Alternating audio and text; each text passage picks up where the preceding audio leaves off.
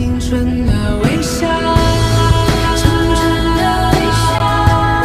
是爱的名字。嗨，大家好，欢迎来到今天的中文课，我是你们的汉语老师吴兰啊。今天我将给大家教学习汉语最基本的那一部分，那就是拼音สบายดีทุกคนเนาะขอต้อนรับเข้าสู่ซองของข้าพเจ้าซองอูลาสตูดิโอเนาะซึ่งเป็นซองที่จะพาทุกคนนี่เข้าใจเกี่ยวกับภาษาจีนและจะพาทุกคนนี่พัฒนาด้านภาษาจีนจาก0 ฮอด 100นั่นเองเนาะซึ่งว่าในมื้อนี้เนาะพวกเราจะมาเรียนรู้อันที่พื้นฐานที่สุดในภาษาจีนนั่นก็คือพยัญชนะพินยิน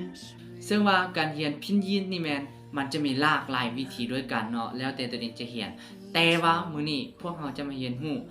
เวอร์ชันของข้าพเจ้าเองเนาะทำอิดเขาจะไปเรียนรู้ว่าพินยินมันจะมีจักโตวกันแท้เนาะพยัญชนะพินยินเนาะรวมทั้งหมดมันจะมี23ตัวเนาะและอยู่ในนั้นถูกแบ่งออกเป็น6กลุ่มด้วยกันเนาะกลุ่มที่1พยัญชนะที่ออกเสียงเป็นสระอูเนาะนั่นก็คือปัวพัวมัวฟัวเนาะอีกครั้งเนาะปัวพัวมัวฟัว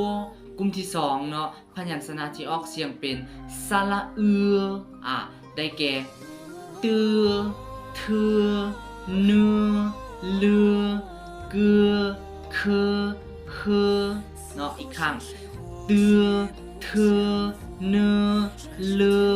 เกือเคอเฮ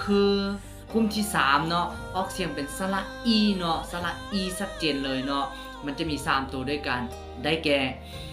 จีชีชีอีกครั้งเนาะจีชีชีกลุ่มที่4เนาะเป็นพยัญชนะที่ออกเสียงเป็นสระอีคือกันแต่ว่าต้องได้ใส่ลิ้นเป็นตัวช่วยเนาะภาษาจีนเขาจะเอิ้นกลุ่มนี้ว่าเที่ยวเสือยินเนาะซึ่งได้ใส่ลิ้นได้เฮ็ดให้ลิ้นนี่ยืนขึ้นเนาะแล้วออกเสียงไปซึ่งมันจะมีจื้อชื่อชื่อและรืเนาะอีกครั้งจื้อชื่อชื่อรืกลุ่มที่5เนาะมันจะออกเสียงเป็นสระอีด้วยกันเนาะแต่ว่ามันจะได้ใส่ลิ้นออกเสียงคือกันเนาะซึ่งจะได้เฮ็ดให้ลิ้นนี่แม่นเฮ็ดแนวนอนเนาะซึ่งภาษาจีนเขาจะเอิ้นจำพวกนี้ว่าผิงเสือยินผิงเสือยินมันจะมี3ตัวด้วยกันเนาะนั่นก็คือจื้อซื่อซื่ออีกครั้งเนาะจื้อซื่อซื่อแล้วกลุ่มที่6กลุ่มสุดท้ายเนาะมันจะมี2ตัวกลุ่มนี้นี่แม่นเขาจะเอิ้นว่า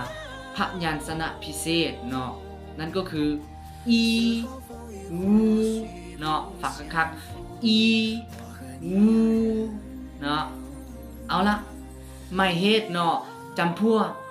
จื้อชื่อชื่อจีชีชีและจื้อซื่อซื่อต้องจำแนกให้ได้เนาะเพราะว่าจำพวกนี้นี่แม่นคล้ายๆกันน้อยนึงเนาะแต่ว่าต้องได้พยายามในการใส่ปากใส่ลิ้นของพวกเขาเนาะมันจะแตกต่างออกไปและเสียงก็จะบ่คือกันเนาะโอเคคลิปนี้ก็มาฮอดซ้ำนี้ก็หมดเพียงเท่านี้เนาะอย่าลืมกดติดตามกดไลค์เนาะเพื่อบ่ให้พลาดคลิปต่อไปที่น่าสนใจแบบนี้好感谢大家的观看谢谢大家我们下个视频见